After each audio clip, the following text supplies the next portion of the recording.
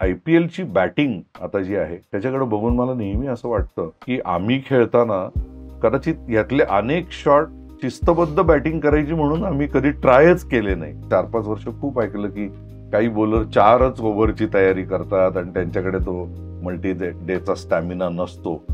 आता 4 ओव्हरची प्रॅक्टिस ते करतात तर ते IPL साठी करतात. त्याच्यात अक्षरशः बॉलरची कधी कधी दया येते की कुठची लेन टाकावी हे पण त्याला कळत नाही, कारण यॉर्कर एक्झिक्युशन चुकलं की तशी पण छकडी पडते आणि यॉर्कर सोडून काही टाकलं तरी छकडीच पडते. अशी परिस्थिती बॉलर्सची झाली. फर्स्ट क्लास क्रिकेट टीमचा क्रिकेट कोच म्हणून काही अडचणी आम्ही ज्या बघितल्या त्या अशा होत्या की अनेक खेळाडू 4 दिवसाची मॅच आपल्याला IPL मध्ये एंट्री पाहिजे अशा पद्धतीने खेळायचे. आपला मुलगा पटकन कुठेतरी टीव्हीवर दिसावा म्हणून शिकवलेली बॅटिंग आणि तिन्ही फॉर्मॅट चांगले खेळता यावे म्हणून शिकवलेली बॅटिंग याच्यात पण खूप अंतर आहे. खेळाडूंना हे सांगण्याची गरज आहे की फर्स्ट क्लास क्रिकेटच 10 वर्ष खेळायला बघा. During that course if IPL happens to you your fine. की एखादा टॉप क्लास टेस्ट क्रिकेटर आहे हा ती उतरती बांधणी म्हणतात तसं 50 ओव्हर आणि मग T20 हे उत्कृष्टपणे खेळू शकतो. फक्त T20 खेळायला ज्याला शिकवलंय त्याला हे वर जाणं तेवढं सोपं नाही. Why not look at first class cricket as a permanent job. IPL खेळायचं स्वप्न नक्की ठेवा, त्याच्याबद्दल प्रश्नच नाही. पण असं नक्की करू नका की IPL 1-2 सीझन तुम्ही खेळलात त्याच्यानंतर यू गॉट पुश्ड आउट आणि you are not good enough to play first class. लाईफमध्ये हेही नाही तेही नाही असं व्हायला नको. आपण रमनदीप आणि प्रभ यांच्याबद्दल आपण बोलतो ते असे नुसते मारणारे नाही, स्वीटली मारणारे लोक आहेत. म्हणजे खूप क्लीन हिटिंग करतात. पूर्वी एका व्हेरी फेमस IPL प्लेअरशी बोलत होतो तर त्याला म्हणलं, अरे तुम्ही आता गुगलीला वगैरे हात बघत नाही का? पण अहो रशीदच्या आर्म स्पीडला कुठनं हात बीत बघणार? आम्ही विकेटवर बॉल पडत असताना गेस करतो की गुगली असेल का नॉर्मल बॉल असेल आणि जे मारायचं ते शॉट घेतो आम्ही. इंडियाची बेस्ट टीम निवडणं आणि त्याच्यात कुठलाही रिजनल बायस किंवा काहीही येऊ नये ही आमची पहिली जबाबदारी.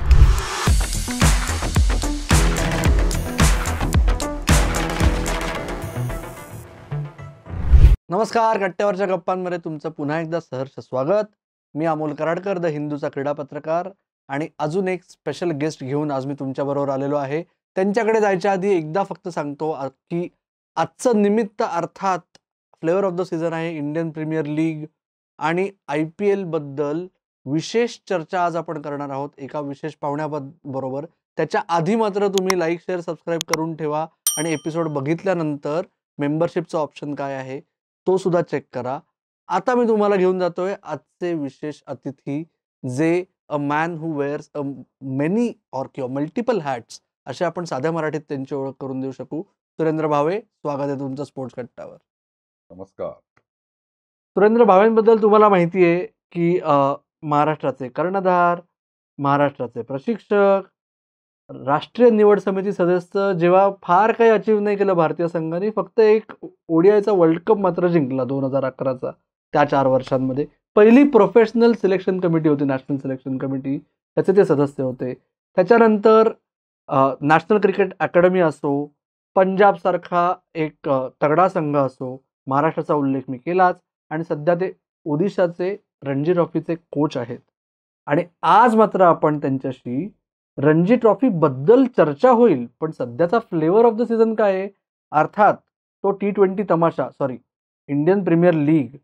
आणि सुरेंद्र, सुरुवातीलाच मला तेच विचारायचं आहे की इंडियन प्रीमियर लीगमुळे तू गेल्या इंडियन प्रीमियर लीगच्या आधीपासून तू कोचिंगमध्ये इतका इन्व्हॉल्ड आहेस, ग्रासरूट पासून टॉप लेवलपर्यंत. तर 2008 पासून 2025 पर्यंत इंडियन डोमेस्टिक क्रिकेटमध्ये IPLचे पडसाद कशा प्रकारे उमटले आहेत? चांगला प्रश्न आहे अमोल. खूप मोठा इम्पॅक्ट आहे फर्स्ट क्लास क्रिकेटवर. आणि मुलं एका विशिष्ट पद्धतीने, आता इवन मल्टी डेची मॅच सुद्धा एका विशिष्ट पद्धतीने खेळताना दिसतात. आणि त्यांना दोष देऊनही चालणार नाही, कारण प्रत्येकाच्या डोळ्यामध्ये स्वप्न हेच आहे की मी एक IPL टीममध्ये कुठेतरी मला खेळायला मिळावं.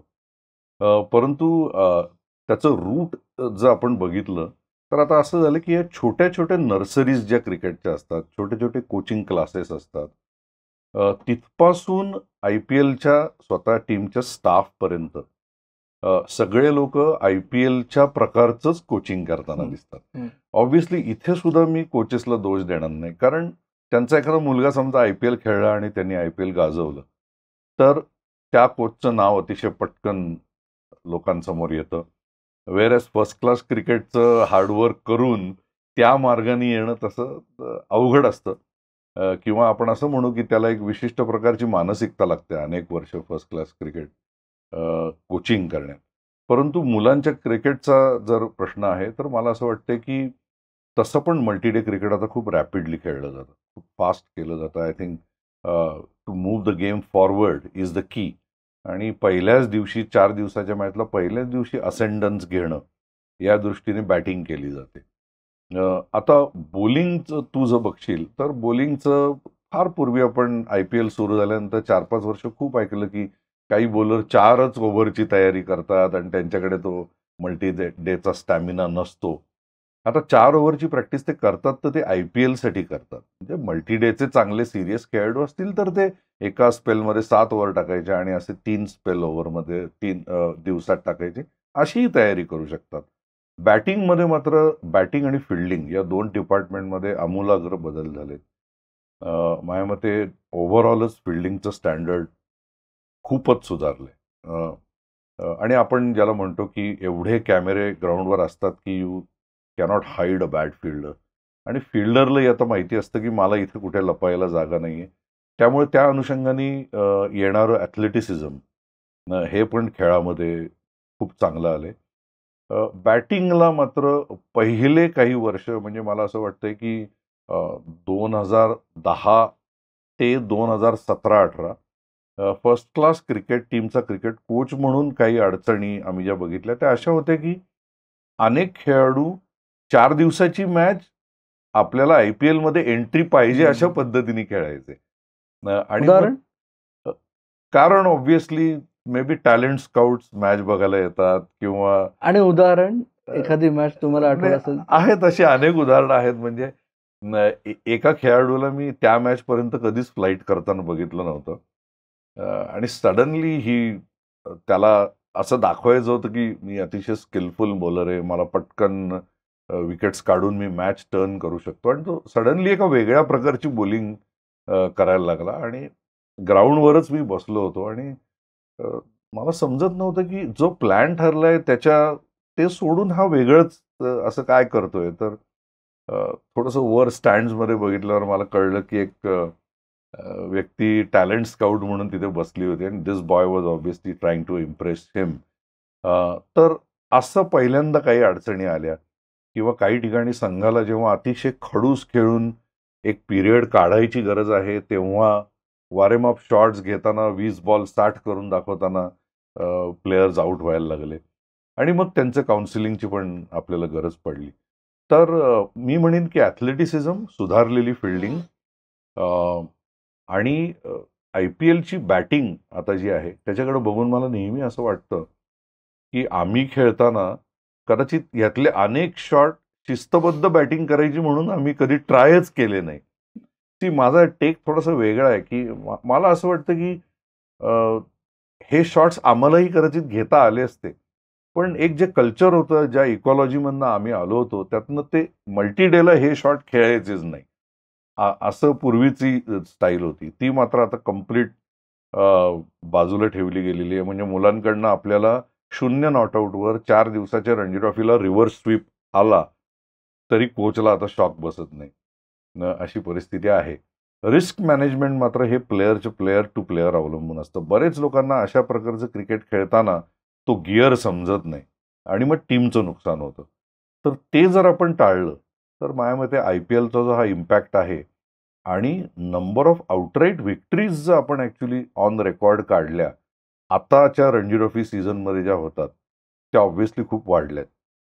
कारण ऑल ऑर नथिंग अशा प्रकारची बॅटिंग अनेक खेळाडू करताना दिसतात. सो पूर्वी माझ्या मते 150ला 6 असताना टीम खूप वेळ घेऊन 250-300 पर्यंत जायला बघायची. आज तीच टीम पुढच्या 15 मिनिटावर ऑल आउट होऊन they quickly want to get in and ball, असं चित्र दिसतं. सो गेम लवकर पुढे जायला लागलाय. आउटराईट विक्टरीज खूप वाढल्यात. स्पिनरचं लाईफ मच इझियर असं माझं म्हणणं आहे. कारण एका जागी 2 ओव्हर टाकल्या की बॅट्समन स्वतःहूनच विकेट देतो अशी परिस्थिती निर्माण झालेली आहे. पण असे काही चेंजेस मला बघण्यात आले. मला 3-4 स्ट्रँड तुझ्या बोलण्यातनं पकडायचे आहेत. पण त्यात एक मगाशी जो उदाहरणाचा मुद्दा आपण आधी बोललो नाही आहे. तुम्ही प्रशिक्षक होतात. महाराष्ट्राची रणजी ट्रॉफी फायनल, तेव्हाची क्वार्टर फायनल मुंबईतली. हे मी तुला नक्की डायरेक्ट विचारू शकतो, कारण की ज्या खेळाडूचा मी उल्लेख करणार आहे त्याच्याशी स्पोर्ट्स कट्टावर मारलेल्या गप्पांमध्येच मी त्याला हा प्रश्न विचारला होता. तुम्ही नंतर जाऊन बघू शकता. Ankit Bawne 2013-14 Ranji trophy quarter final, Mumbai विरुद्ध महाराष्ट्र, वानखेडे स्टेडियम. आणि अंकित बावणेंनी त्याचं जे टोपण नाव आहे AB महाराष्ट्राचा, ती AB डिव्हिलियर्सच्या लौकिकाला साजेशी खेळी अचानक खेळली, की जे अंकित बावणेकडे त्याच्या आधी कधी बघितल्याचं मला तरी स्मरणात नाही. तुम्ही जास्त बघितलंय, तुम्ही सांगा. तेव्हा हे डोक्यात आलं होतं का तुमच्या ड्रेसिंग रूम मध्ये बघून? नाही, हा विषय नंतर झालाय काही वेळा. आणि असंही झालं होतं की ती काय असतं, आम्ही 131 मागे होतो त्या मॅचमध्ये. यू नो दॅट व्हेरी वेल. का 120 मागे होतो आणि मुंबईला सेकंड इनिंगला आपण 130 मध्ये ऑल आउट केलं. तर अंकित जो नॉक खेळला तो it was full of risk. त्यांनी झहीर खानला पण जे चान्सेस घेतले त्याच्यात तो 1-2दा आउटही झाला असता. पण त्या इनिंगचा इम्पॅक्ट मात्र नक्की झाला, कारण त्यांनी आणि सत्यजित बच्चननी जी पार्टनरशिप केली त्याच्यात आपण ते लीड 120 वर ठेवू शकलो. तर ते लीड 200चं असतं तर कदाचित match would have panned out in a different manner. तर त्याच्या डोक्यात एक ती आयडिया माझ्या मते होती की ही मॅचची सिच्युएशन अशी आहे. म्हणून मी म्हणतो की क्रिकेटरला तो स्मार्टनेस पण हवा. तसं खेळता येतं का नाही हा वेगळा विषय, पण स्मार्टनेसही हवा. तर त्या मॅचमध्ये तो पीस त्याचा बरोबर बसला आणि इट वर्क वंडर्स. त्याच्यानंतर सेकंड इनिंगला केदारनी अप्रतिम, विजय झोलनी अप्रतिम बॅटिंग केली. पण हे जे तू उदाहरण आहे ते अंकितनी माझ्या मते ऑब्व्हियसली उत्तर काय दिलंय मला माहित नाही, पण मला वाटते काही त्याच्या प्रमाणात त्याचा किंवा त्याला कोणतरी जाणीव करून दिली होती मरीन ड्राईव्हच्या कट्ट्यावर बसून. त्यामुळे त्याचाही इम्पॅक्ट राहिला. आणि माझ्या मते तेव्हा असं झालं होतं की त्या लीड दिल्यानंतर मी त्यांना एक सिनारिओ सांगितला होता की हा बघा, हे असा एक सिनारिओ आहे की युजली अशा वेळे अपोजिशन खच्ची होत जातं आणि मुंबई एका वेगळ्याच लेवलचं क्रिकेट खेळतं. ते होऊन द्यायचंय का नाही तुम्ही ठरवा. आणि घाबरून इकडनं निघून जायचंय का काय करायचंय ते तुम्ही ठरवा. त्याचाही एक इम्पॅक्ट असं मिळून त्या मॅचमध्ये असं आठवतंय की there were glimpses of IPL batting. Okay. दुसरा स्टँड त्याच्यातनं तुम्ही सुरुवातीच्या ह्याच्यात म्हणलात की मल्टीडेसाठी सिरियस जे क्रिकेटर्स असतात, तर माझ्यातला सिनिकल पत्रकार बेसिकमध्ये घुसतोय की असे क्रिकेटर्स उरलेत का भारतात, मल्टीडेसाठी सिरियस क्रिकेटर्स? कारण सांगतो, विशेषतः आत्ता आपण जे बोलतोय, आत्तापर्यंतची जी पिढी होती ना, रोहित शर्मा, विराट कोहली, चेतेश्वर पुजारा, अजिंक्य राणे, ही पिढी त्यांची फॉर्मॅटिव्ह इयर्स अंडर 19 पर्यंत त्यांची IPL नव्हती. त्यांना आयुष्यात एकच ध्येय होतं, भारतासाठी खेळायचं. मध्ये जे येणार ते त्यातले स्टेप्स होते, राईट? आता जी पिढी क्रिकेट खेळतीये, आता जी पिढी वर येते, त्यांच्या लहानपणापासून त्यांना IPL खेळायचंय, बाकी सगळं बोनस. ही फॅक्ट ऍक्सेप्ट केली आहे का भारतीय क्रिकेटने ऑफिशियली? माझ्या मते केली असेल नसेल तरी ती फॅक्ट आहे ना, म्हणजे ते सत्य तर आहे. कारण कसं आहे, आता ज्या मुलांचा ॲटिट्यूड मला असं वाटतं की असं आहे की कुठल्याही कारणाने मला तिथे एंट्री मिळाली हवी, तसं मी क्रिकेट खेळीन. म्हणजे त्यांच्या डोक्यात अशा काही आयडिओलॉजीज नाही आहेत की अशाच पद्धतीने घासूनच क्रिकेट खेळलं तरच भारतीय संघाला खेळता येतं वगैरे, असे ते आयडिओलॉजीज नाही आहेत. आणि ते कधी कधी आपण कालबाह्य गोष्टींची चर्चा करत बसतो. तर मला असं वाटतं मुलांना पटकन इंडियन टीममध्ये येण्यासाठी जे करायला हवं आहे ते सगळं मुलं करतायत. आणि तू एक खूप छान त्याच्यात तुझा एक उपप्रश्न खूप आवडला मला, चांगला होता की असे खेळाडू आहेत का आता? तर माझं उत्तर राहील की असे खेळाडू नाही आहेत. कारण मी तुला सांगतो, अडॅप्ट करणं वेगवेगळ्या फॉर्मॅट्सला असं स्किल तयार केलेले प्लेयर्स आहेत. पण फक्त टेस्ट मॅचचीच तयारी करून मी माझं एक सिरियस क्रिकेट करिअर करणारे असे लोक माझ्या मते अगदी रेअरली तुला सापडतील की जे तसं करायला बघतील. पण एक प्लेअरचा एक स्थायी भाव असतो की हा मल्टी डे चांगला खेळतो आणि ह्याचं एक वेगळं वाईल्ड व्हर्जन म्हणजे हा T20 पण खेळू शकतो. आणि एखादा T20च खूप चांगला खेळतो, पण त्याला टेस्ट क्रिकेटमध्ये खूप चांगलं खेळणं हे जास्त अवघड आहे.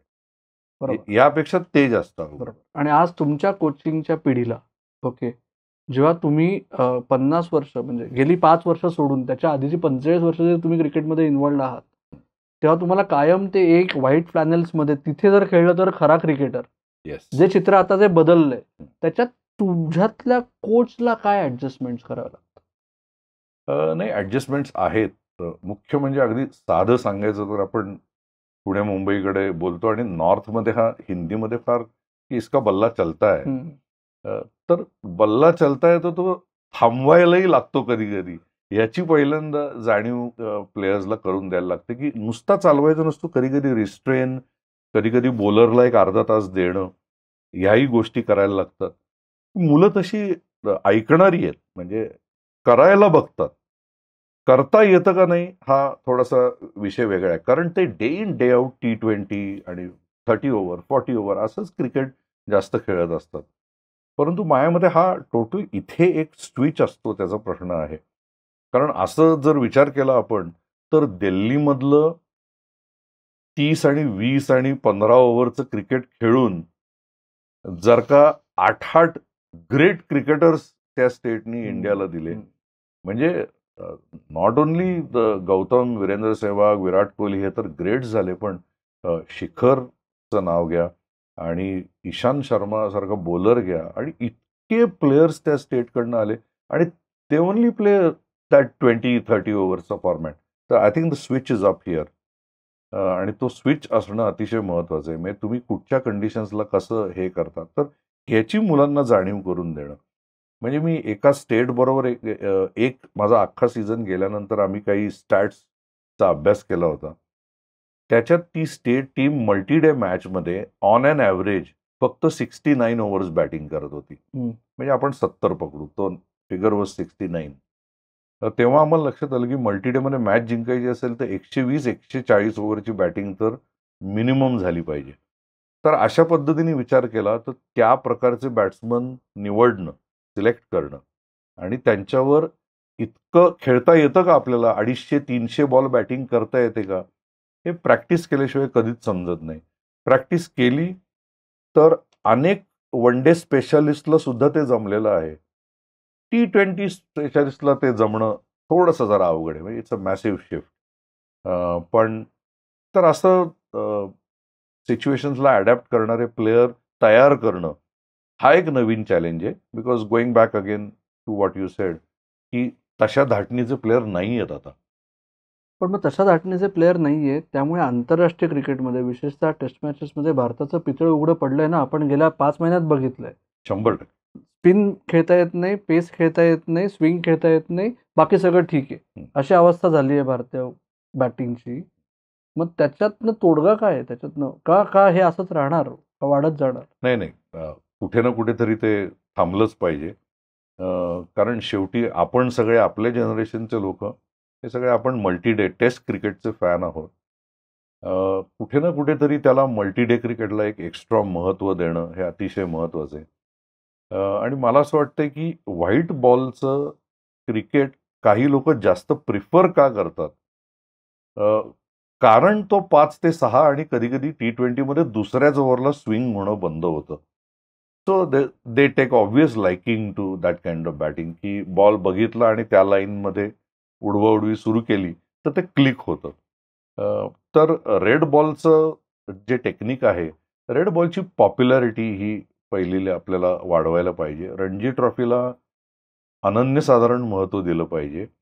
आणि मला असं वाटतंय की रणजी ट्रॉफीमध्ये एक डिसेंट ॲव्हरेज आणि सुपर्ब ट्रॅक रेकॉर्ड असल्याशिवाय आपण जर इंडियन टीममध्ये त्या लोकांना एंट्री जर का आपण थोडी ती डिले करू शकलो की त्याला फर्स्ट क्लास क्रिकेटचं हार्डवर्क बघू दे.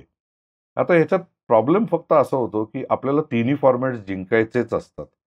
त्यामुळे T20 फॉर्मॅटला IPL मध्ये उत्कृष्ट केलेल्या खेळाडूला तुम्ही घेणार, पण त्याचं ग्रॅज्युएशन इतर फॉर्मॅट्समध्ये होतंय का हे मात्र अतिशय काळजीपूर्वक करायला पाहिजे. अनेक गोष्टी आहेत की ज्या मला असं वाटतं की थोडा हे बघा ह्यामुळेच विजय हजारे ट्रॉफीला त्या सेम प्लेयर्सचा तितका डॉमिनन्स दिसत नाही, कारण दोन्हीकडनं नवीन बॉल असतो बरोबर. दोन्ही एंडनी. सो तो बॉल तेवढा स्विंग होणं जरा जास्त 15-16 ओव्हरपर्यंत तो त्याला स्विंग मिळतो. सो अशा प्रकारचं काही आपल्याला कॅल्क्युलेशन आणता येईल का T20 क्रिकेटमध्ये?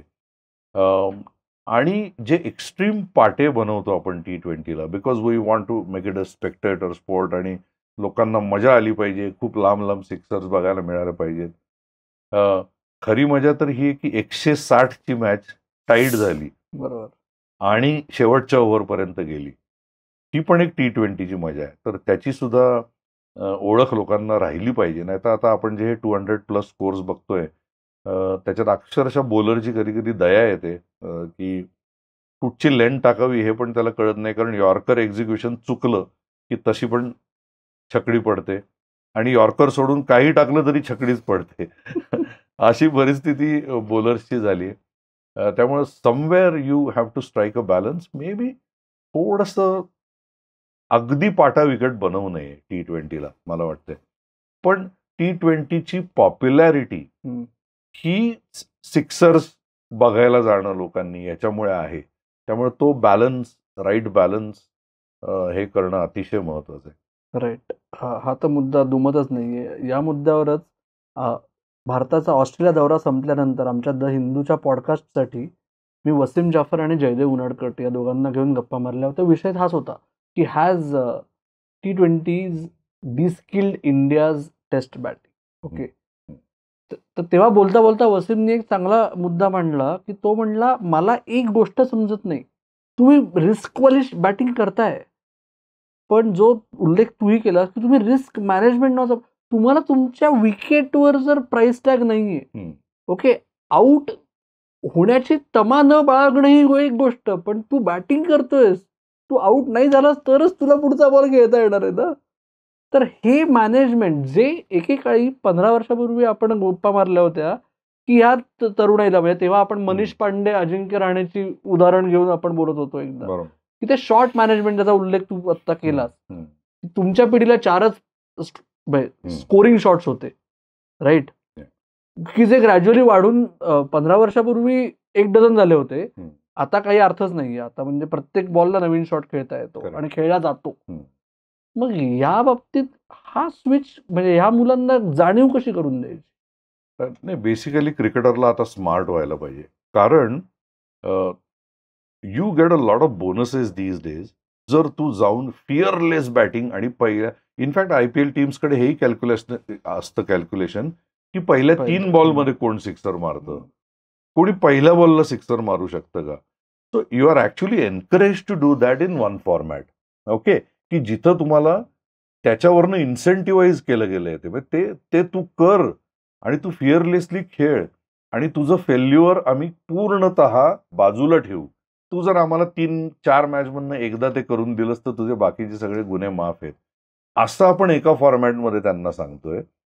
तो दुसऱ्या फॉर्मॅटमध्ये खेळताना 50 ओव्हर क्रिकेटमध्ये तुला प्लॅनिंग 300 बॉलचं करायचंय आणि 300 मधलं तू ओपनिंग बॅट्समन असला तर तुला जे काय 125-150 बॉल येतात त्याचं प्लॅनिंग करून तुला टीमची विनिंग टोटल हे करायची आहे. परंतु टेस्ट क्रिकेटचं मॅनेजमेंटच कम्प्लीट वेगळं आहे. तिथं तुम्हाला पहिला 1 तास असं तिथं गेलात की ऍक्च्युली तुम्ही वर्थ युअर सॉल्ट आहात का नाही तिथं कळतं. ज्या प्रकारची विकेट्स तिथं प्रेझेंट केली जातात, स्पेशली आपल्याला फॉरेन सॉइलवर जी मिळतात विकेट्स आणि ज्या टाईपच्या अटॅक्स तुम्ही खेळता, डिग्री ऑफ डिफिकल्टी सडनली एकदम वाढते. तर डिग्री ऑफ डिफिकल्टीची सवय ही मल्टी डेनीच होते आणि ती पाहिजे. कारण मला असं वाटतं की बॉल सरळ येतो आणि बॉल फार डिव्हिएट होत नाही. तेव्हा तुम्ही ज्या लिबर्टीज घेता त्या तुम्हाला मल्टी डेमध्ये जाऊन एकदम थांबवता येत नाहीत. सो म्हणून मी मगाशी त्या स्विच बद्दल हे केलं. आणि ओव्हरऑल जे घासून टेक्निक, आता तू वसीमचं नाव घेतलं, ब्युटिफुल टेक्निकचा एकदम एलिगंट बॅट्समन, ते अनेक खेळाडू आपल्याला फर्स्ट क्लास क्रिकेटमध्ये जे दाखवता येतील ते एका विशिष्ट पद्धतीच्या कोचिंगनी पुढे आलेत. आता ते कोचिंग ऍबसेंट आहे का? To a large extent yes. Hmm. ते त्या लेव्हलचं आणि ते घासून आणि ज्याला आपण चेष्टेने खांदा डोकं म्हणायचो, बरोबर. पण वर्थ इट होतं ना. म्हणजे आपल्याला रेकॉर्ड्सवरनं कळतं की टेक्निकली चांगली बॅटिंग शिकवणं याची पण एक आवड लागते. आणि आपला मुलगा पटकन कुठेतरी टीव्हीवर दिसावा म्हणून शिकवलेली बॅटिंग आणि तिन्ही फॉर्मॅट चांगले खेळता यावे म्हणून शिकवलेली बॅटिंग याच्यात पण खूप अंतर आहे.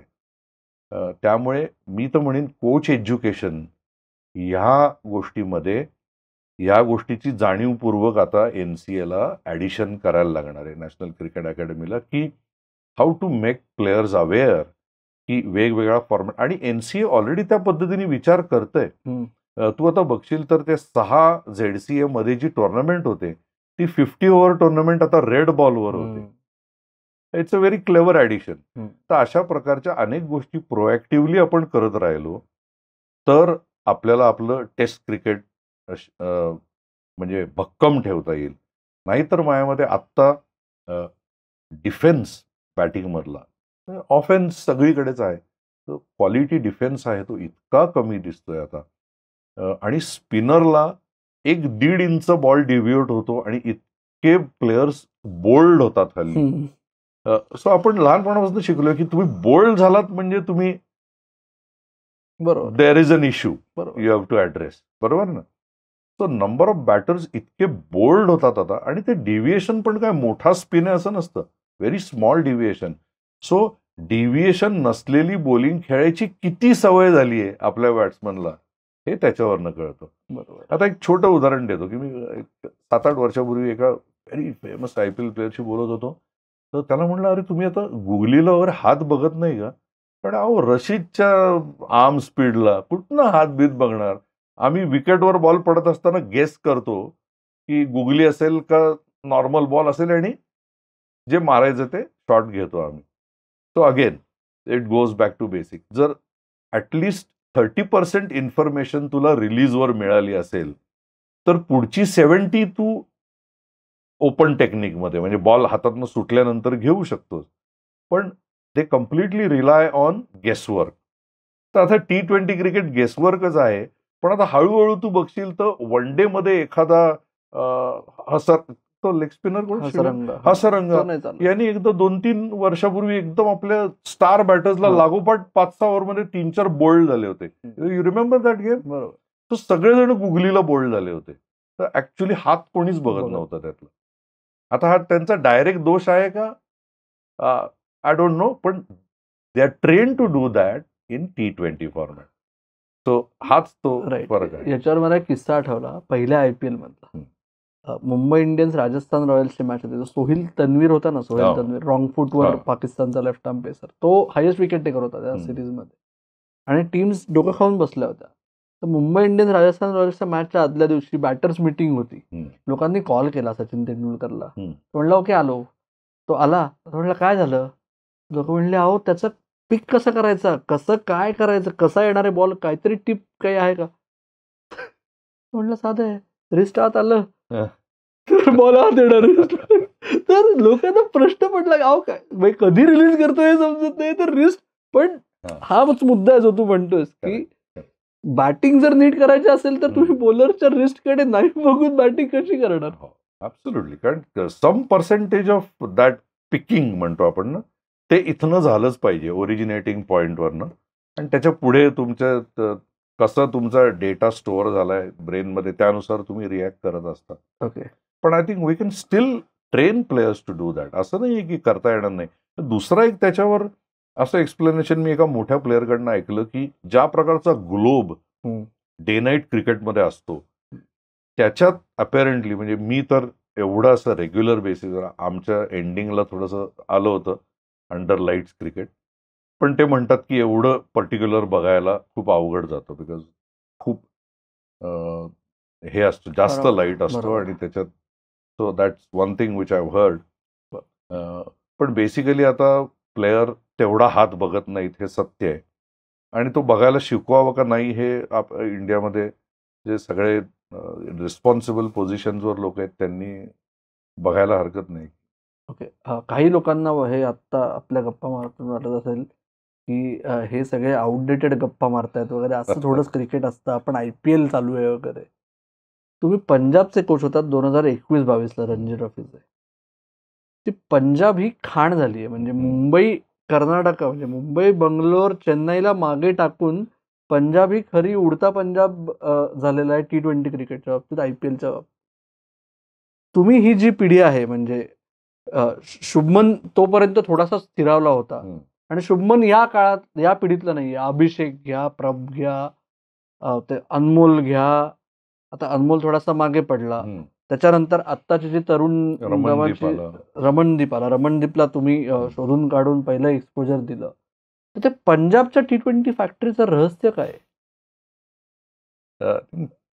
पहिलं माझ्यामध्ये पंजाबियत मध्ये त्याचं उत्तर आहे. आय थिंक फिअरलेसनेस हा जो असतो, हा पर्टिक्युलरली मी पंजाबी लोकांच्यात, म्हणजे there is no better example than Yuvraj Singh. त्यांनी ज्या दिवशी डॉमिनेट केली त्या दिवशीची बॅटिंग म्हणजे माझ्या मते गॅरी सोबर्स, लारा आणि युवराज या 3 लोकांचीच बॅटिंग, म्हणजे एका ओळीमध्ये आपण ही नावं लिहू शकतो वन डे क्रिकेटमध्ये. सो मला असं वाटतं की फिअरलेसनेस एक, the way they have been brought up actually, म्हणजे इकॉलॉजी ज्याला आपण म्हणतो, की त्या प्रांतामध्ये मी बघितलं थोडंसं लोकल क्रिकेटवर बघितलं, लॉंग हिट्स मारणारे आणि ब्युटिफुल टाइम्ड हिट्स. म्हणजे इवन आपण रमनदीप आणि प्रभ यांच्याबद्दल आपण बोलतो, ते असे नुसते मारणारे नाही, स्वीटली मारणारे लोक आहेत, म्हणजे खूप क्लीन हिटिंग करतात. सो हे त्या प्रांताचं एक नॅचरल हे आहे. ऑल्सो लोकांचं पंजाबकडे बघायचं परसेप्शन, की हे फिअरलेसच असणार, हे गटसीच असणार, हे फिटच असणार, म्हणजे सुपर फिट असणार, हे ग्राह्यच मानलं जातं. तो लोकांचंही एक परसेप्शन आहे. परंतु आता नमन तीर पण तेव्हा आणि नेहल वडेरा पण माझ्या कॅम्पमध्ये तेव्हा होता, आणि हे सगळे प्लेयर होते, पण शॉट मेकिंग मध्ये दॅट वन एक्स्ट्रा यार्ड जाणं आणि बिंदास खेळणं हे त्यांच्या रक्तामध्ये आहे, आणि त्यामुळेच ते मल्टीडे एवढं छान खेळत नाहीत. तर मल्टीडे अजूनही तुम्ही बघाल की स्टार स्टडीड टीम असते, पण मल्टीडेला ते तेवढे चांगले खेळू शकत नाहीत, कारण रिस्ट्रेन हा पार्ट त्यांच्याकडे थोडा कमी आहे. तसे प्लेयर त्यांना शोधायला लागतात. नॅचरली अग्रेसिव्ह प्लेयर तर एका पाठोपाठ एक त्यांना मिळत जातात. पण फिटनेसमध्ये किती हार्डवर्क करू शकतो याची तयारी, मानसिक तयारी, की मी how hard can I train, ते हरियाणा आणि पंजाब 2 स्टेटमध्ये I think you can push them to the limit, आणि तरी ते तुम्हाला म्हणतील थोडा और कर लेते. अशा टाईपची ॲटिट्यूड आहे. दिवसभरही प्रॅक्टिस करायला रेडी असतात. मला तो त्यांचा थ्रोडाऊनवाला माहिती आहे, आवी मेहरा, तो टूरवर त्यांच्याबरोबर असतो. तो माझ्या मते ह्यांच्या पहिल्या 4-5 बॅट्समनला सगळ्यांना तो अपॉइंटमेंट देतो आणि 1-1 तास खेळवतो. हे सगळे 1 तास बॅटिंग करतात प्लेयर. सो नॅचरली हार्डवर्कचं कल्चर नॉर्थमध्ये खूप आहे. ॲज आय सेड, एक फिअरलेसनेस त्यांच्यामध्ये आहे, एक वॉरियर त्यांच्या आतमध्ये आहे, आणि लोकांचं त्यांच्याकडे बघायचं दृष्टिकोन, that makes it a Punjab T20 factory. 2 खेळाडूंबद्दलची तुमचा एक किस्सा आम्हाला सांगा, की ज्या तुमच्या वहीत ठेवलेल्या गोष्टी आहेत ना, त्या थोड्याशा बाहेर काढा. एक अभिषेक शर्मा, एक रमनदीप सिंग. वा. रमनदीप जेव्हा पहिल्यांदा मी त्याला बघितलं तेव्हा ऐकलं होतं की छान हिट करतो वगैरे, आणि मोहालीवरच आपली एक सिलेक्शन मॅच होती, UPची टीम आली होती, आणि विकेट पाटा होतं तसं. आणि रमनला obviously I was new to the job, तर मला असं साधारण अंदाज होता तो त्याचा नंबर 6-7 असा काहीतरी होता रमनदीपचा. आणि सडनली मॅच मला असं वाटलं की थोडी फसती आहे, आणि जे टाईपचं हिटिंग मला पाहिजे ते मिळत नाही. सो क्विकली मी मागे बघितलं आणि रमनला म्हटलं, यू आर इन नेक्स्ट. जसा अंदाज आला तसा, आणि ही वॉकड इन नेक्स्ट. तर कोच म्हणून आपल्याला we are trying to absorb everything. So परत मी जेव्हा एकदा मागे त्या ग्रुपकडे बघितलं तेव्हा there was a natural reaction की गुड कॉल, ना, अशी एक एक रिॲक्शन मला दिसली आणि I thought yes maybe it's a good call, let it come true. पण त्यांनी त्या मॅचला अमेझिंग 70 ची इनिंग केली आणि त्याच्यानंतर आम्ही माझ्यामध्ये रांचीला आमच्या T20 मॅचेस होत्या, तिथं त्यांनी 2 ब्युटिफुल नॉक्स खेळले आणि त्यावेळी IPLचे तिन्ही स्काउट्स आले होते आणि the way he was hitting the ball, specially that season. मी तुम्हाला असं म्हणेन की रमणचं अजूनही पोटेन्शियल पूर्ण अजून आलेलं नाहीये समोर. आत्ता आपल्याला दिसतो ह्याही पेक्षा तो बेटर प्लेअर आहे. मे बी दॅट स्विच कोणतरी एक त्याला IPLला असा कोच मिळेल जो त्याच्याबरोबर बसून बोलेल काही गोष्टी. आता तो खूप आणि तसा पहिल्यापासून फ्री प्लेअर आहे.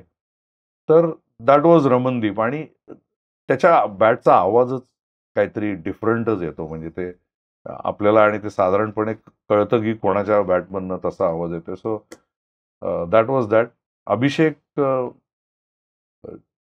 Just an outstanding ball hitter माझ्या मते आणि बरंचसं क्रेडिट मला माहिती आहे की पॅन्डेमिकमध्ये युवराज सिंगनी खूप त्यांच्याबरोबर म्हणजे त्याच्यात हा पण होता, अनमोलप्रीत पण होता, प्रभसिमरन होता, शुभमन होता, अभिषेक होता, या सगळ्यांबरोबर काम केलं होतं. आणि तेव्हा बाहेरचं जग बंद असल्यामुळे ते एका ठिकाणी राहायचे, एका ठिकाणी कुक करून आणि तो रेग्युलर बेसिसवर मग लारानी पण त्याला बऱ्यापैकी हेल्प केलं. आणि युनिक बॅटिंग स्टाईल आहे. म्हणजे युवराज सिंगचा स्विंग थोडासा अजून ह्यापेक्षा रिगल स्विंग होता. अभिषेकचा थोडासा बाहेरच्या बाजूनी येतो. पण म्हणजे आउटस्टँडिंग बॉल हिटर आहे तो. अभिषेक इफ यू एव्हरीबडी नोज की असं काही स्ट्रॉंगली बिल्ट मुलगा नाहीये.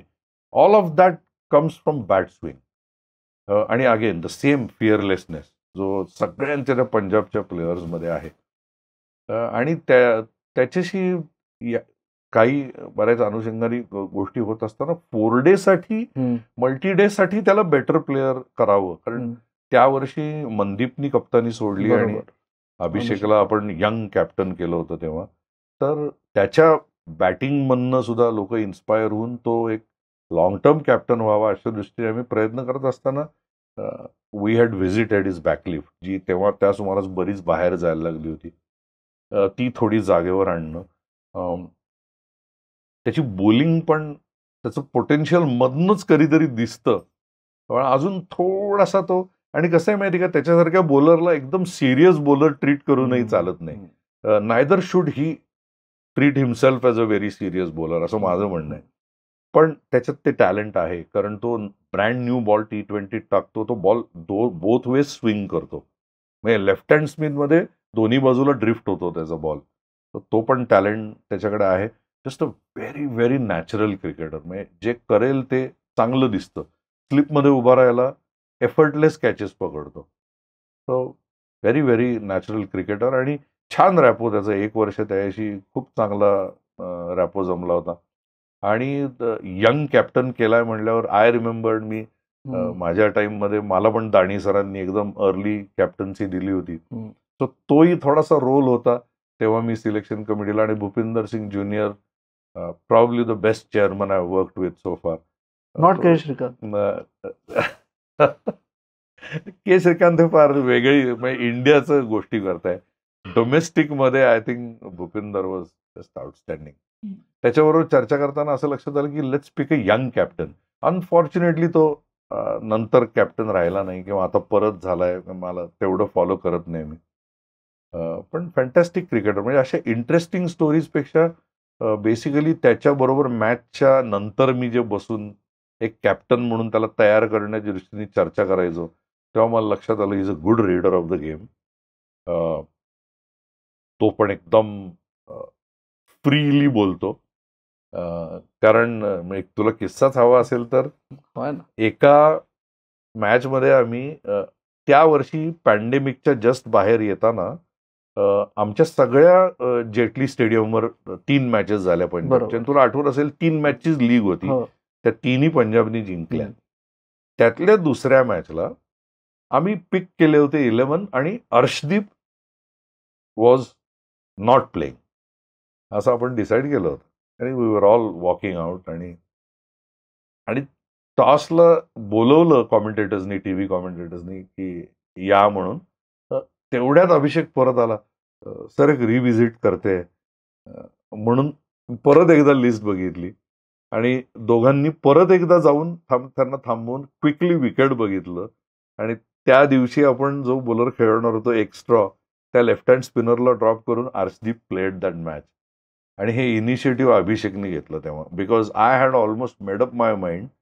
पण कधी कधी म्हणतात ना ते रिव्हिजिट करावे decision, but he was bold enough as a very young captain in his second match to come and tell me आपण अर्शदीपलाच खेळवलं तर काय होईल. सो हा फ्रीनेस आणि त्याला ते फ्रीडम वाटलं माझ्याबरोबर येऊन बोलायचं.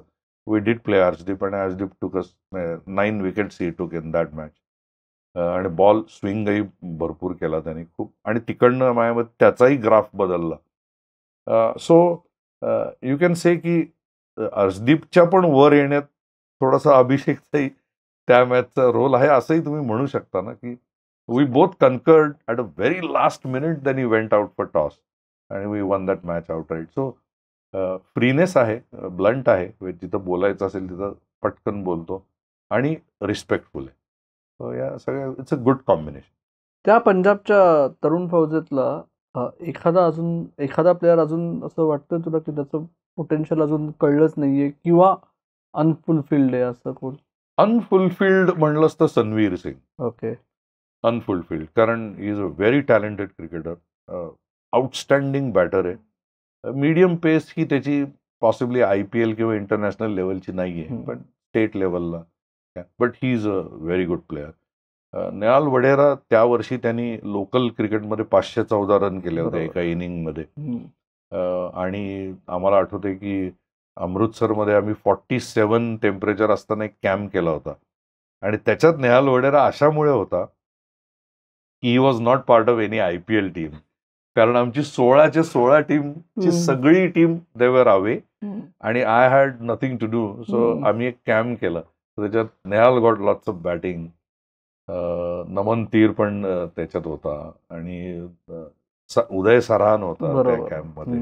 आणि आता जी खेळतायत मुलं त्यातली 1-2 नवीन मुलं होती. आणि आहे त्यांच्याकडे टॅलेंटही आहे, मेहनत करण्याची तयारी आहे आणि अशा इंटरेस्टिंग गोष्टी होतात. सो मला असं वाटतं की त्या कॅम्पचं 47-48 मध्ये केलेल्या कॅम्पचं वर्थ हे फक्त पंजाबच्या नेक्स्ट इयरच्या परफॉर्मन्सवर तोलून मापून चालत नाही. काही काही गोष्टी तुम्ही ज्या करता त्या अनेक वर्षांनी त्याचं फळ मिळतं किंवा त्या सायकलमध्ये तुम्ही ते सुरू करता. राईट. त्यालाही महत्व. राईट. सुरेंद्र, कारण म्हणजे आजच्या भागाच्या शेवटाकडे येताना मला एक मुद्दा, म्हणजे तो आपण जाणीवपूर्वक टाळला आतापर्यंत अशातला भाग नाही, पण आपण स्किल बेस्ड इतक्या गप्पा मारल्या. पण IPLचा एक महत्वाचा भाग आहे की ते आर्थिक स्थैर्य मिळालं तर ते खरंच मिळालं एका प्रपोर्शनेटली आपण बघितलं तर डोमेस्टिक क्रिकेटमधल्या क्रिकेटर्सना का त्या आर्थिक स्थैर्यासाठी बाकीच्या गोष्टींकडे दुर्लक्ष होऊन ना घरका ना घाटका असे खेळाडू जास्त होत चालले. असं होऊ शकतं. खेळाडूंना हे सांगण्याची गरज आहे की फर्स्ट क्लास क्रिकेटच 10 वर्ष खेळायला बघा. During that course if IPL happens to you, you are fine. कारण आपण सगळे ओल्ड स्कूल आहोत. आपण असे अनेक क्रिकेटर आपल्या करिअरमध्ये बघितले की ज्यांनी रेग्युलर इमाने इतबारे बँकेची नोकरी केली आणि तरी पण ते फर्स्ट क्लास क्रिकेटमध्ये भरपूर रन करत होते किंवा सगळ्यांनी जॉब्स केलेले आहेत. Why not look at first class cricket as a permanent job? This is your 9 to 5 job. This is what keeps your family going. ते करा. IPL खेळायचं स्वप्न नक्की ठेवा, त्याच्याबद्दल प्रश्नच नाही. पण असं नक्की करू नका की IPL 1-2 सीझन तुम्ही खेळलात त्याच्यानंतर यू गॉट पुश्ड आउट आणि you are not good enough to play first class. असं क्रिकेटरच्या आयुष्यामध्ये होऊ नये असं मला वाटतं. त्याला तेवढं महत्त्व दिलं पाहिजे फर्स्ट क्लास क्रिकेटला. आणि मला असं वाटतंय की we might be, I think entire industry तुम्ही जर अभ्यास केला तर we could be possibly ready for another step up monetarily in first class cricket. मला असं वाटतं एक मोठी सायकल येऊन गेली काही वर्षापूर्वी. बरोबर. आता एका नवा सायकलची गरज आहे. कारण याच अनुषंगाने मी कोचचं पण सांगेन. कोचेसचं सॅलरी की त्याच्या सिनियरिटीप्रमाणे, त्याच्या स्किलसेटप्रमाणे, त्याच्या क्वालिफिकेशनप्रमाणे ती एक बेअर मिनिमम काहीतरी डिसाईड केली गेली पाहिजे कुठेतरी, असं मला वाटतंय की ती एक केली गेली पाहिजे. आणि दुसरं म्हणजे फर्स्ट क्लास क्रिकेट खेळणाऱ्या मुलांना हे जे स्थैर्य तू म्हणतोय, स्टॅबिलिटी ज्याची तू गोष्ट करतोयस, ती पुन्हा एकदा एक जर रिव्हिजन झालं फर्स्ट क्लास क्रिकेटचं, then it definitely becomes a viable career option. म्हणजे ते आत्ता जे आहे तिथून अजून एक 30% पुढे सरकलं तर ते डेफिनेटली वायबल करिअर ऑप्शन आहे. मुलं आपलं सर्वस्व त्याच्यासाठी टाकतील. आणि मुख्य म्हणजे त्यांना 5-7 वर्ष जरी रणजी ट्रॉफी ते खेळले तरी लाईफमध्ये हेही नाही आणि तेही नाही असं व्हायला नको. म्हणजे पूर्वीच्या काळात तुला माहिती आहे की लोक रणजी खेळायची म्हणून 30 पर्यंत थांबलेले, प्रॉपर जॉब नाही, काही नाही, आणि अशा मुलांचे नंतर हाल झाले. सो तोही एक हे आहे, मुद्दा आहे. आणि कोचेसबद्दलही काहीतरी एक रेग्युलेशन काहीतरी, किंवा regulation is probably not the right word, पण कुठेतरी काहीतरी त्याला एक हे पाहिजे असं माझे वाटतं. तू पेट पीव मुद्दा, तू आत्ता कळीचा मुद्दा एकदम छेडलास की मी BCCI मध्ये किंवा स्टेट असोसिएशनच्या ऑफिस बेरर्स बरोबर जेव्हा बोलतो तेव्हा मी कायम सांगतो की साधा नियम का नाही करता येत, की जो इंग्लंडमध्ये आहे की तुम्हाला जे BCCI आज म्हणजे आपण आता हे अजून गृहीत धरतोय आपण की सगळ्यांना माहिती आहे कसं पेमेंट स्ट्रक्चर आहे. तर साधी गोष्ट आहे, तुम्हाला सांगतो, दर वर्षी BCCIचं जे टोटल सरप्लस इन्कम आहे, टोटल प्रॉफिट आहे BCCIचा, त्यातले 70% सगळ्या स्टेट असोसिएशन्समध्ये सेम वाटले जातात, समान वाटणी केली जाते. म्हणजे साधारणपणे प्रत्येक स्टेट असोसिएशनला BCCI कडून आजच्या घडीला IPLचं एवढं मोठं वाढल्यानंतर आंतरराष्ट्रीय क्रिकेट आणि IPLचं इन्कम पकडून प्रत्येक स्टेट असोसिएशनला दरवर्षी 75 कोटी तरी BCCI कडून मिळतात त्यांचं क्रिकेट चालवण्यासाठी. तर त्याच्यात एक साधा मुद्दा आहे माझा, त्यातले 10% हे प्लेयर कॉन्ट्रॅक्ट किंवा प्लेयर्सना देणारे पैसे तुम्ही. BCCI मॅच फीज देतं, आत्ता जे आपण बोलतोय रणजी ट्रॉफीच्या मॅच फीज, IPLच्या मॅच फीज, IPL फ्रँचायझीज देतं, रणजी ट्रॉफीचं मॅच फीज सगळ्या BCCI कडून येतात. स्टेट असोसिएशन काय देतं प्लेयर्सना? स्टेट असोसिएशन कोचेसचे जे पैसे आहेत, आज त्याच्यात 2 मुद्दे आहेत, मी येतो त्याकडे. तो ह्या बाबतीत कमीत कमी 10% तुम्ही प्लेयर कॉन्ट्रॅक्ट, कोचेस आणि सपोर्ट स्टाफच्या फीज हे करायची वेळ आली आहे का आता? कारण त्याच्यातला उपप्रश्न हाही आहे की कोचेसना जर माझ्यापेक्षा कमी पैसे मिळत आहेत हे जर प्लेअरला जाणवलं तर आजच्या पिढीतला 20वीतला मुलगा कसा करणार? म्हणजे हे बघा, शिस्त 2 प्रकारची असते. एक म्हणजे त्या माणसाकडे ती पोस्ट आहे म्हणून त्याला दिलेला रिस्पेक्ट, आणि दुसरं म्हणजे हा खरंच वर्थ वाईल आहे म्हणून दिलेला रिस्पेक्ट. तर त्या दोन्ही गोष्टी कोचला अर्न करायला लागतात. हाही मुद्दा बरेचदा मला ऐकण्यात आलाय की तुमच्यापेक्षा काही पटीनी हे प्लेयर जास्त कमवतात तर ते काय तुम्हाला रिस्पेक्ट देणार. कम्प्लिटली त्या मताचाही मी नाहीये. आय थिंक आजच्या प्लेयरला हेही कळतं की कुठच्या कोचकडनं मला काय मिळतंय, आणि त्याच्याकडनं जर त्याला त्या लेवलचं इन्साईट मिळत असेल गेमचं, तर he will always respect you.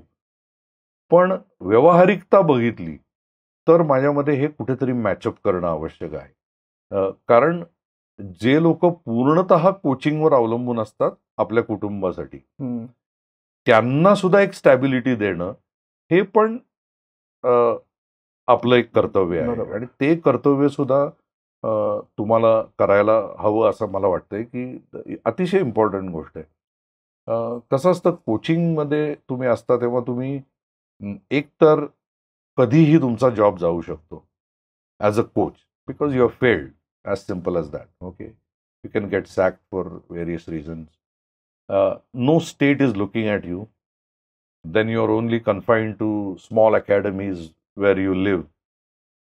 अशा परिस्थितीमध्ये समजा एखादा मोठा कोच अडकला तर क्रिकेटिंग फ्रॅटर्निटीला त्या कोचचं असं नुकसान झालेलं बघायला आवडेल का, हा पण एक विचार माझ्या मते पुढे आला पाहिजे. कारण कसं असतं माहिती का की हे जे प्लेयर पेन्शन आहे हा एक मॉन्युमेंटल डिसिजन होता. मला वाटतं की त्यामुळे खेळाडूंना जे मिळालं ते करोडो रुपयांपेक्षा जास्त महत्वाचं होतं. की अनेक खेळाडू माझ्या माहितीतले असे की त्यांना ते 30,000 रुपये आणि 50,000 रुपये जे पर मंथ मिळत आहेत ते त्यांच्यासाठी प्रचंड स्टॅबिलिटी आणि एक सुख आणि रिटायरमेंट नंतर कोणावरही आपण अवलंबून नाही याची खात्री देणारं असं ते आहे.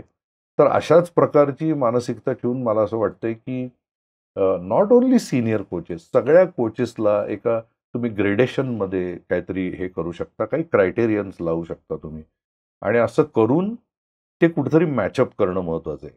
प्लेयरला तुम्ही if you are good coach you will get respect, okay. पण if you are a good coach who is paid very well, you will probably get more respect. ही माझ्या मते काळाची गरज आहे, अशा दृष्टीने त्याच्याकडे बघितलं पाहिजे. ओके. आणि कोविड सीझन जेव्हा तुम्ही, शेवटचा प्रश्न आहे माझा हा ह्याच्यातला, की कोविडच्या काळात तुम्ही एकीकडे पंजाबचे रणजी कोच होता, त्याच सुमारास पंजाब किंग्सचं टॅलेंट स्काउट म्हणून तुमची स्टेंट झाली. तर राष्ट्रीय निवड समिती सदस्य किंवा स्टेट असोसिएशनच्या स्टेट टीमचा प्रशिक्षकाच्या भूमिकेत असताना निवड समितीबरोबर संवाद आणि टॅलेंट स्काउट या भूमिकांमध्ये किती फरक आहे, काय फरक आहे? नाही, मोठा फरक आहे. कारण कसं आहे माहिती का, इथे बेसिकली तुम्ही टार्गेटेड प्लेयर्सला जास्त बघायला जाता किंवा टार्गेटेड प्लेयर्सच बघता.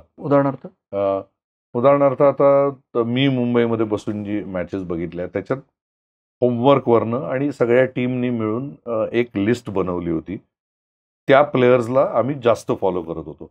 आता T20 throws a new hero every day. So त्यातनं काही लोक असे वाटले आम्हाला की अरे यांनी T20ला 100 केली, मग याला परत बघूया, असं हे करणं. पण हे ते एका फ्रँचाईजसाठी आहे. आणि मेन म्हणजे आम्ही जेव्हा नॅशनल सिलेक्टर होतो तेव्हा इंडियाची बेस्ट टीम निवडणं आणि त्याच्यात कुठलाही रिजनल बायस किंवा काहीही येऊ नये ही आमची पहिली जबाबदारी होती. सो त्या दृष्टीने ते अतिशय वेगळं हे होतं.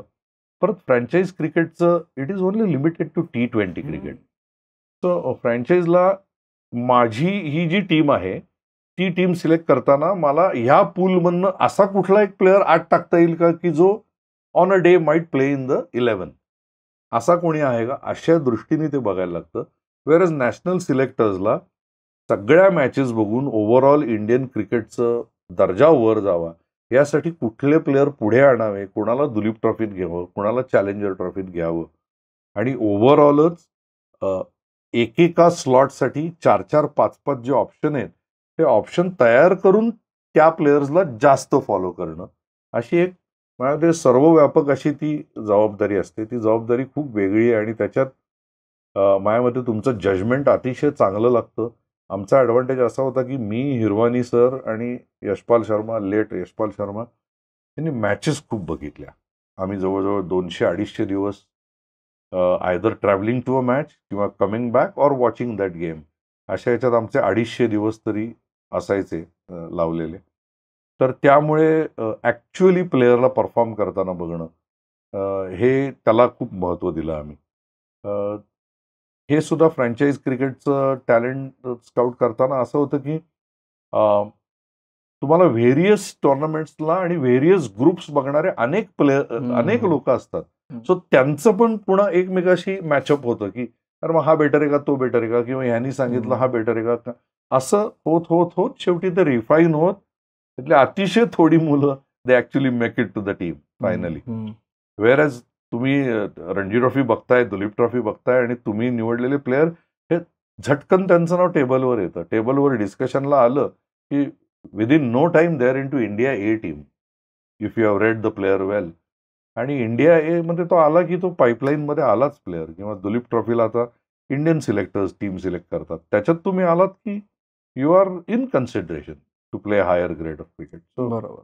तो थोडा जॉब मोठा आहे, व्यापक आहे, जबाबदारी खूप जास्त आहे त्या जॉबमध्ये. तो IPL मुळे आपण द फ्युचर इज ब्राईट म्हणायची वेळ आली आहे का फ्युचर इज ब्लीक म्हणायची वेळ आली आहे? नाही, असं नाही आहे. IPL पहिल्यांदा आलं ना तेव्हा क्रिकेटच्या अंगणामध्ये एक अवखळ मूल आलंय असं आपण एक इंटरप्रिटेशन केलं की आता याला आपल्यालाच सांभाळून घ्यायचंय. मग नंतर असं झालं की ती टुर्नामेंट रंगत गेली, कमर्शियली अतिशय सक्सेसफुल झाली. मग असा एक थॉट पुढे आला की this is providing all the funds for first class cricket आणि total upliftment of the game. हे सगळे विचार पुढे आल्यानंतर आता असं वाटतं की हा फॉर्मॅट सक्सेसफुल आहे. तो अतिशय क्लेवरली सांभाळायला पण पाहिजे आपल्याला. अशाच पद्धतीने त्याचं फॉलोईंग राहिलं पाहिजे. It has to be marketed well. ती सगळी एक कमर्शियल बाजू झाली. At the same time we have to be totally guarded की आपण बाकीचे फॉर्मॅट्स फार अफेक्ट होऊन देणार नाही. आणि त्याच्यात सर्वात मोठं पॉइंट मला असं वाटतं की प्लेयरला समजावून सांगणं की टेस्ट क्रिकेट इज स्टील अतिशय महत्वाचं आणि अतिशय मोठं क्रिकेट आहे.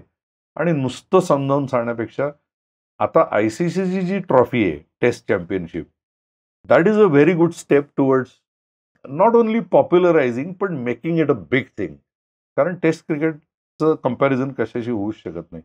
सो हे प्लेअर काउन्सिलिंग आणि at a very grassroot level make the coaches aware की तुम्ही फक्त IPLचा प्लेअर तयार करायला बघताय असं कोचिंग करू नका.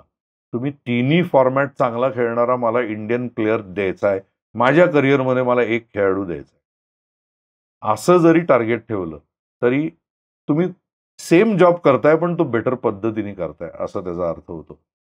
कारण अल्टिमेटली तुम्ही बघा ना, आपण जे 50 वर्षापूर्वी 60 वर्षापूर्वीपासनं जे महान कोचेस बघितले, त्यांनी कुठे फॉर्मॅट वाईज आणि असं काही केलं. त्यांनी एक चांगला खेळाडू घडवणे याकडेच लक्ष दिलं. आणि चांगला खेळाडू घडला. आणि हे माझ्या मते उदाहरण फेमसली राहुल द्रविडनी पण दिलेलं आहे ब्रॅडमन ओरेशनमध्ये माझ्या मते. सो ते सत्यही आहे की एखादा टॉप क्लास टेस्ट क्रिकेटर आहे हा ती उतरती भांजणी म्हणतात तसं 50 ओव्हर आणि मग T20 हे उत्कृष्टपणे खेळू शकतो. फक्त T20 खेळायला ज्याला शिकवलंय त्याला हे वर जाणं तेवढं सोपं नाही. So that's a fact. आणि या सगळ्या गोष्टीचा अवेअरनेस असणं आणि त्या दृष्टीने काम करणं हे महत्वाचं. हे प्लेअर काउन्सिलिंग सुरेंद्र भावे स्वतः तर करतातच खेळाडूंबरोबर, पण जर तुम्ही स्वतः खेळत असाल, तुमच्या आजूबाजूला कोणीतरी कॉम्पिटेटिव्ह क्रिकेट खेळत असेल किंवा कोणी प्रशिक्षक असतील, त्यांच्यापर्यंत हा भाग तुम्ही नक्की पोचवा. सुरेंद्र भावे, कट्ट्यावर हॅट्रिक केल्याबद्दल तुमचं मंडळ अत्यंत आभारी आहे. Thank you so much. आणि धन्यवाद. या एपिसोडचा अभिप्राय तुम्ही आम्हाला नक्की द्या.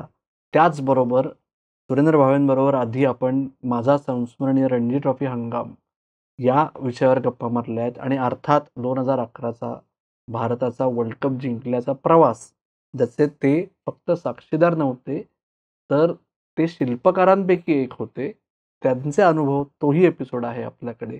तोही तुम्ही नक्की बघा. त्याच्यावर पण कमेंट करा. आपले सगळे एपिसोड्स लाईक, शेअर, सबस्क्राईब सगळं करा.